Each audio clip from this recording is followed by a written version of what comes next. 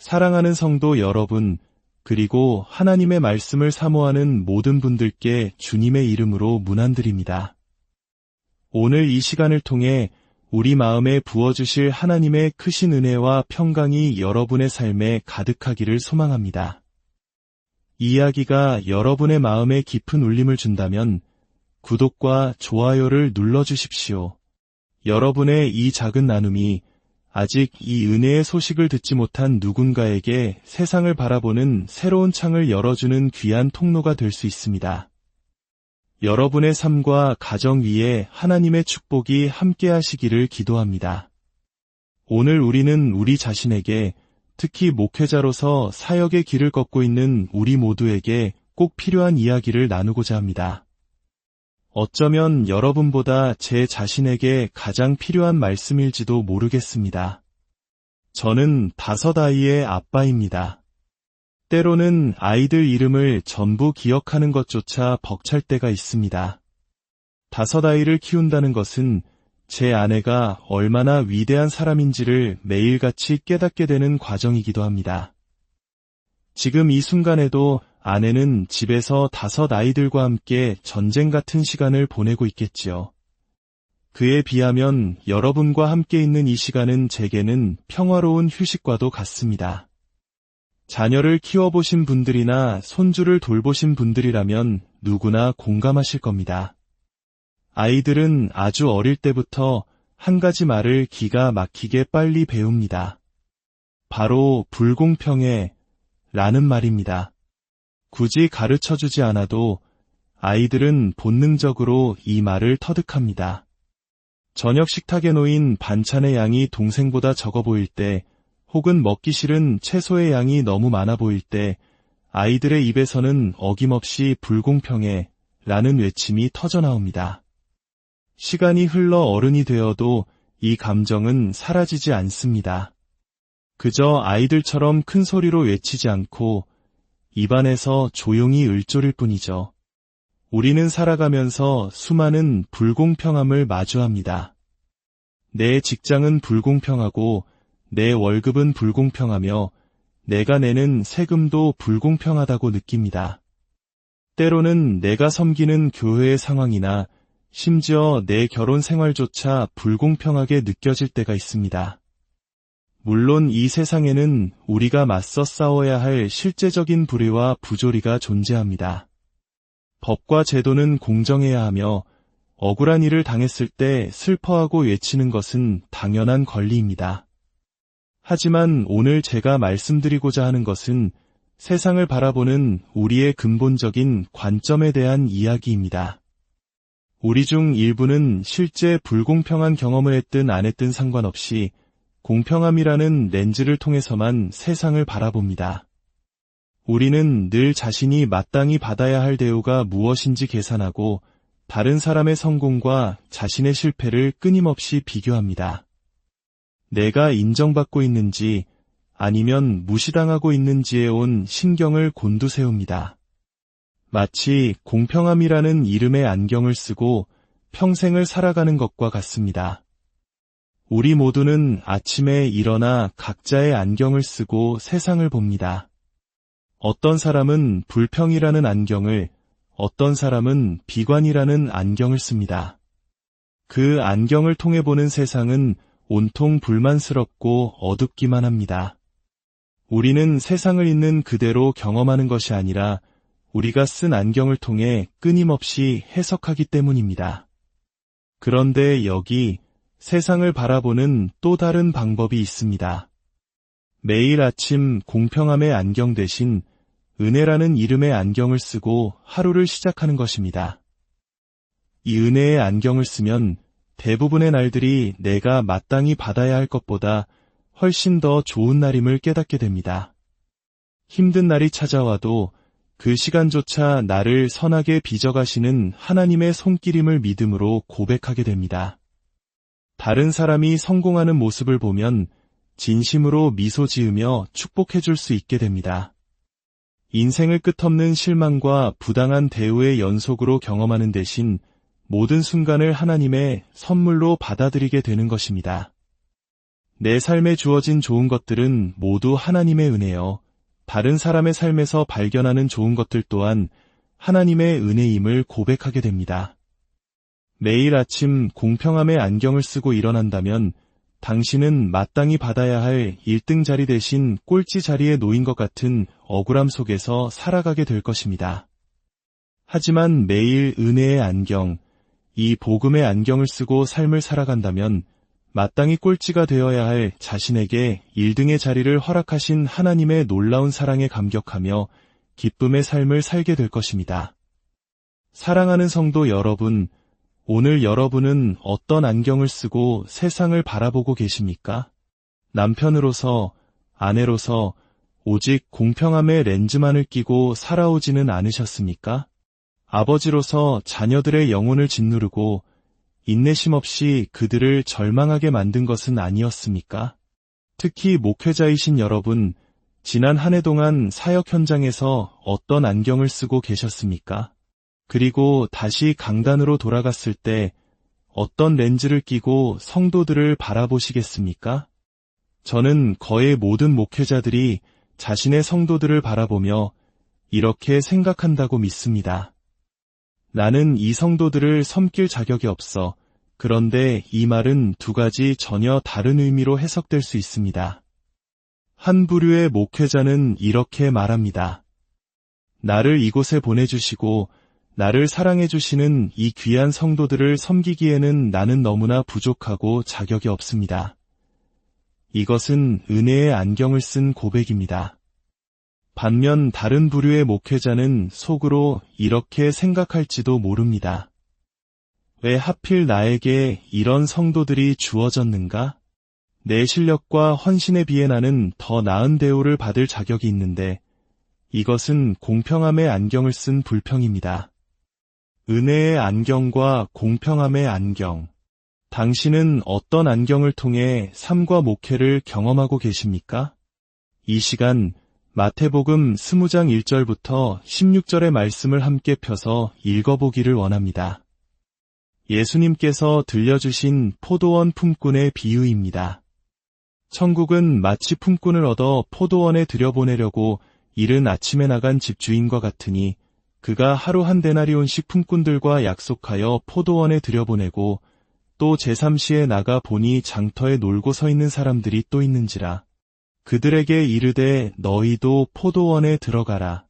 내가 너희에게 상당하게 주리라 하니 그들이 가고 제6시와 제9시에 또 나가 그와 같이 하고 제11시에도 나가 보니 서 있는 사람들이 또 있는지라.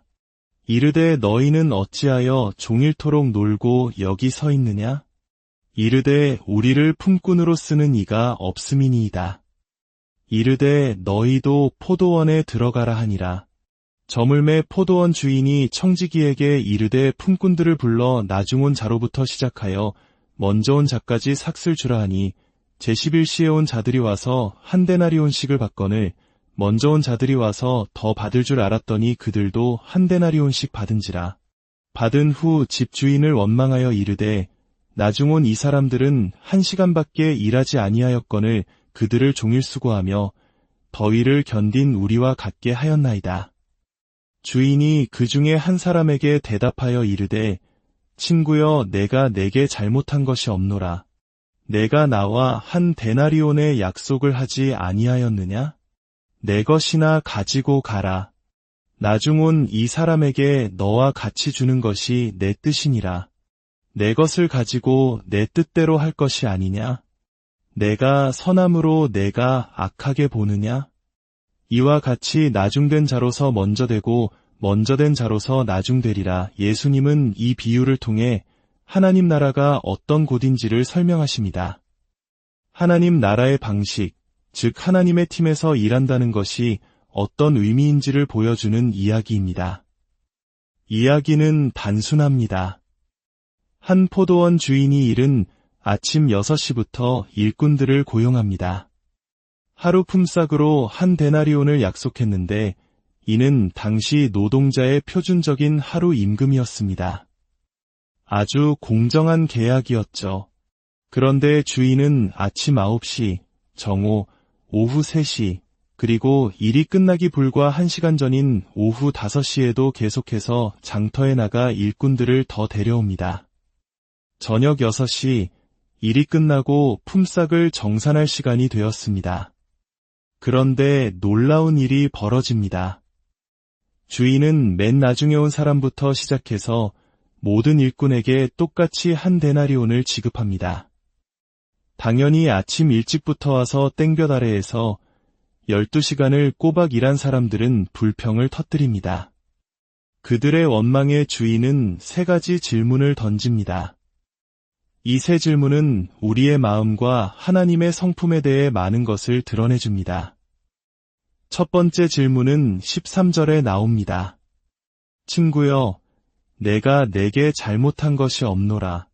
내가 나와 한 데나리온의 약속을 하지 아니하였느냐? 일찍 온 일꾼들은 주인이 불공평하다고 생각했습니다. 늦게 온 사람들과 똑같은 돈을 받았기 때문이죠. 그들의 입장에서는 충분히 이해가 갑니다. 더 오래, 더 힘들게 일했으니까요.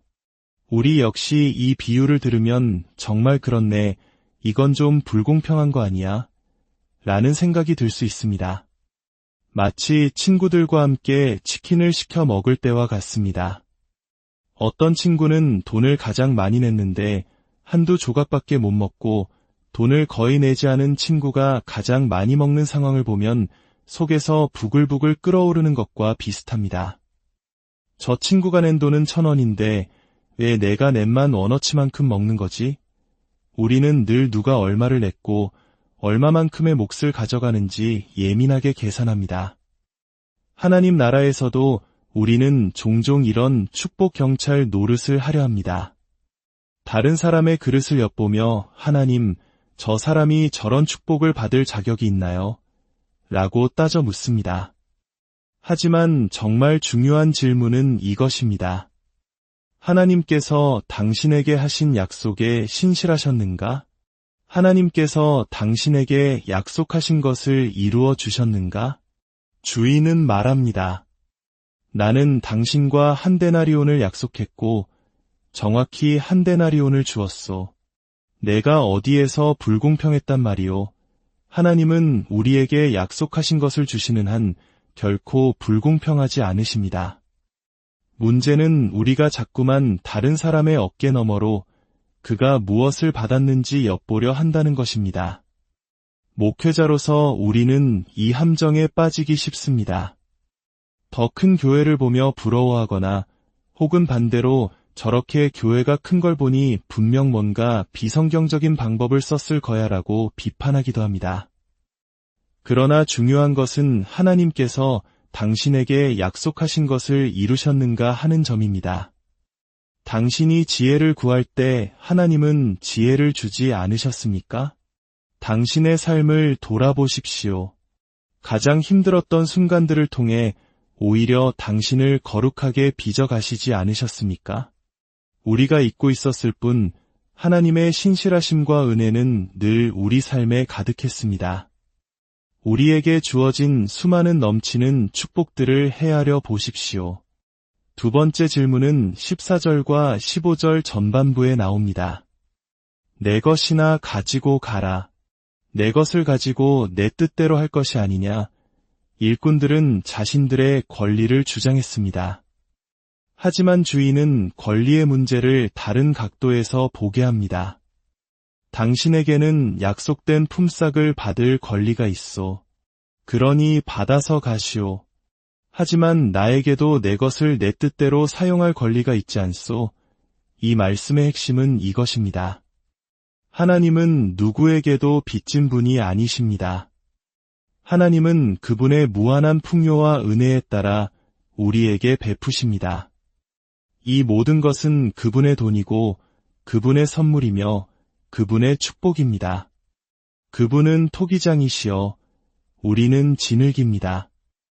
그분은 자신의 것을 자신의 뜻대로 나누어 주실 주권적인 권리를 가지고 계십니다. 당신이 받은 것이 은혜라면 다른 사람이 받은 것 또한 은혜입니다. 당신이 아침 6시에 부름받았든 오후 5시에 부름받았든 포도원으로 부름받아 일할 기회를 얻고 약속된 삭슬 받은 것 자체가 주인의 친절과 자비 덕분입니다. 하나님 나라는 우리의 노동에 따라 운영되는 곳이 아니라 하나님의 주도권과 관대함으로 운영되는 곳입니다. 우리는 종종 하나님과의 관계를 마치 세금 정산처럼 생각합니다. 하나님, 제가 이만큼 헌신했으니 이만큼 복을 돌려주셔야 합니다라고 무언의 청구서를 내미는 것입니다. 하지만 그것은 공평함의 렌즈이지 은혜의 렌즈가 아닙니다. 이 비유는 본래 당시 유대인들에게 큰 충격을 주었을 것입니다. 포도원은 이스라엘을 상징하는 오랜 은유였습니다. 아침 6시부터 일한 일꾼들은 율법과 전통을 가진 유대인들을, 나중에 온 일꾼들은 세리와 죄인, 그리고 이방인들을 상징했습니다. 수천 년간 선민으로 살아온 유대인들의 눈에 이제 막 믿기 시작한 이방인들이 자신들과 똑같은 구원의 은혜를 받는 것은 지극히 불공평하게 보였을 것입니다. 그러나 예수님은 말씀하십니다. 내 은혜를 내 뜻대로 나누어 주는 것에 대해 누가 불평할 수 있느냐? 이것은 오늘날 우리 교회에도 동일하게 적용됩니다. 우리 교회는 새로운 사람들을 어떻게 대하고 있습니까? 수십 년간 교회를 지켜온 창립 멤버들이 이제 막 교회에 발을 들인 사람들을 진정한 가족으로 환영하고 있습니까? 아니면 여전히 우리 교회에 온 손님으로 여기고 있습니까? 우리는 모두 똑같은 한 데나리온, 즉 구원의 은혜를 받은 동등한 지체임을 기억해야 합니다. 마지막 세 번째 질문은 15절 후반부에 나옵니다. 이것이 문제의 핵심입니다. 내가 선함으로 내가 악하게 보느냐? 주인은 이제 진짜 문제를 지적합니다. 당신이 화가 난 진짜 이유는 내가 관대하기 때문이요. 다시 말해, 나의 선함이 당신의 눈에는 악하게 보입니까? 라는 날카로운 질문입니다. 당신은 하나님의 관대하심에 감탄하는 사람입니까? 아니면 그것을 시기하는 사람입니까? 다른 사람들이 저렇게 많이 가진 것만 보지 않았더라면 내 삶에 이토록 불행하지는 않았을 텐데 우리는 이렇게 생각하곤 합니다. SNS를 통해 보이는 다른 사람들의 화려한 휴가, 멋진 직업, 행복해 보이는 가정을 보며 끊임없이 우리 자신을 비교하고 질투합니다. 목회 사역 안에도 이 무서운 질투가 존재합니다. 어떤 분들은 지금 이 설교를 들으며 이렇게 생각할지도 모릅니다. 당신은 유명한 강사고 책도 썼으니 그런 말을 하기 쉽겠지. 하지만 내 처지가 되어보지 않고서야 어떻게 알겠소? 만약 그렇게 생각하신다면 그것은 두 가지 점에서 잘못된 것입니다. 첫째, 당신은 제 마음을 알지 못합니다. 둘째, 그것은 매우 잘못된 신학입니다. 왜냐하면 질투가 우리 외부의 조건 때문에 생기는 것이 아니라 우리 내면의 죄성에서 비롯된다는 사실을 간과하기 때문입니다. 더 많은 것을 가진다고 해서 질투가 사라지지 않습니다. 시기와 질투는 인간의 마음 깊숙한 곳에 자리 잡고 있습니다. 언젠가 제가 부흥을 위해 기도하면서 깨달은 것이 있습니다. 만약 그 부흥이 우리 교회가 아닌 길 건너 다른 교회에서 시작된다고 해도 내가 진정으로 기뻐할 수 없다면 나는 진정으로 부흥을 원한 것이 아니라는 사실을 말입니다. 그리스도인 성숙의 척도 중 하나는 서로를 위해 진심으로 응원해주는 것입니다. 다른 형제, 자매의 사역 가운데 나타나는 하나님의 역사를 보며 주님을 찬양합니다. 당신의 사역을 통해 일하시는 하나님으로 인해 정말 기쁩니다. 라고 정직하게 고백할 수 있어야 합니다. 하나님은 거대한 포도원을 가지고 계시며 그분은 수많은 일꾼을 필요로 하십니다. 주님께서 그분의 뜻대로 그분이 기뻐하시는 만큼 누구에게나 축복을 나누어 주시도록 우리 마음을 열어야 합니다. 그래서 예수님은 16절에서 이렇게 결론 내리십니다. 이와 같이 나중된 자로서 먼저 되고 먼저 된 자로서 나중되리라. 이것은 수학 문제가 아닙니다. 하나님 나라는 세상의 방식과 다르다는 뜻입니다. 거꾸로 되어 있고 놀라우며 선착순이나 연공서열에 따라 운영되지 않습니다. 하나님 나라에서는 당신이 언제 도착했는지, 얼마나 많은 자격이 있는지를 따지지 않습니다. 이 원리는 간단합니다. 나중된 자가 먼저 되는 이유는 그들이 스스로 나중된 자임을 알기 때문입니다. 그리고 먼저 된 자가 나중되는 이유는 그들이 스스로를 당연히 먼저 된 자라고 생각하기 때문입니다. 진정으로 행복해지고 싶으십니까? 나는 마땅히 꼴찌가 되어야 할 사람인데 하나님께서 이런 자리를 주시다니 믿을 수가 없다. 라고 고백하며 살아가십시오. 그런 사람이 결국 하나님 앞에서 첫째가 될 것입니다. 반대로 아무도 나를 알아주지 않아. 나는 더 존중받아야 해라는 억울함을 어깨에 짊어지고 살아간다면 당신 자신과 주변 모든 사람을 비참하게 만들 것입니다. 우리는 하나님의 선하심에 대한 권리가 없습니다. 모든 것이 은혜입니다. 만약 하나님께 주먹을 흔들며 하나님, 제발 제가 마땅히 받아야 할 것을 한 번만이라도 주십시오. 라고 외친다면 정말로 그 일이 일어날까 두렵지 않으십니까? 사랑하는 형제, 자매 여러분, 우리 자신과 우리 주변의 모든 사람을 위해 이제 공평함이라는 낡은 안경을 벗어 던집시다. 그리고 복음의 안경, 은혜의 안경을 씁시다.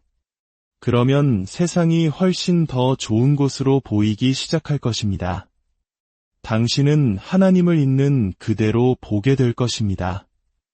그리고 당신이 섬기는 교회 공동체가 오랫동안 있고 있었던 그 어떤 때보다도 더 사랑스럽게 보일 것입니다. 함께 기도하겠습니다. 하늘에 계신 우리 아버지, 이 말씀이 필요한 청중 속에 저 자신을 포함시킨 것은 결코 거짓된 겸손이 아니었음을 고백합니다. 진실로 오늘 이 자리에 있는 설교자와 성도 모두에게 이 말씀이 필요합니다. 우리는 주님의 은혜로 살기를 원하지만 우리 안에는 여전히 낡은 자아가 너무나 많이 남아 있습니다. 우리의 죄를 용서하여 주시고 예수 그리스도 안에서 기꺼이 용서하시는 주님의 사랑을 신뢰하게 하옵소서. 우리가 올바른 안경을 쓰고 주님과 세상을 바르게 볼 수 있도록 도와주시옵소서. 우리가 마땅히 받아야 할 것보다 훨씬 더 많은 것을 주셨음에 감사드립니다. 어떤 시련과 어려움이 있더라도 주님께서 우리를 넘치는 은혜로 축복하셨듯이 우리 또한 그 은혜를 성도들에게 기꺼이 나누어주는 자들이 되게 하여 주옵소서. 주님의 성령과 말씀을 통해 이 모든 것을 이루실 줄 믿사오며 우리 주 예수 그리스도의 이름으로 기도드립니다.